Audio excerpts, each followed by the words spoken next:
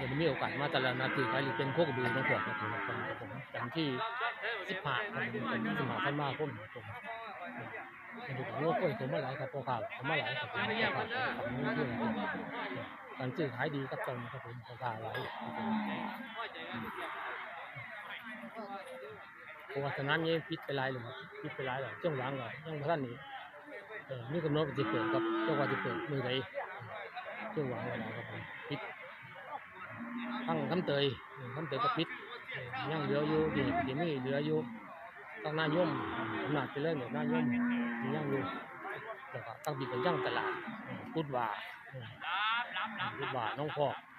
แล้วก็คำสอยยังครับผมแต่ว่าเชียงหวังแล้วท่านนี่เปิด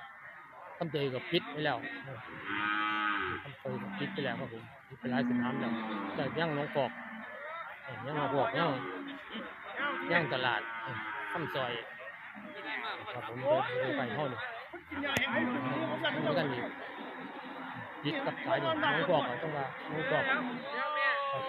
กับสิกันมือได้ครับผมน้องพอกก็ได้เมื่อวานก็รออยู่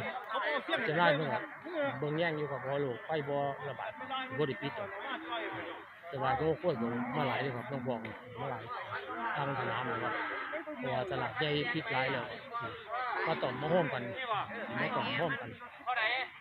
ตื่นมันดีเป็นน้องพอก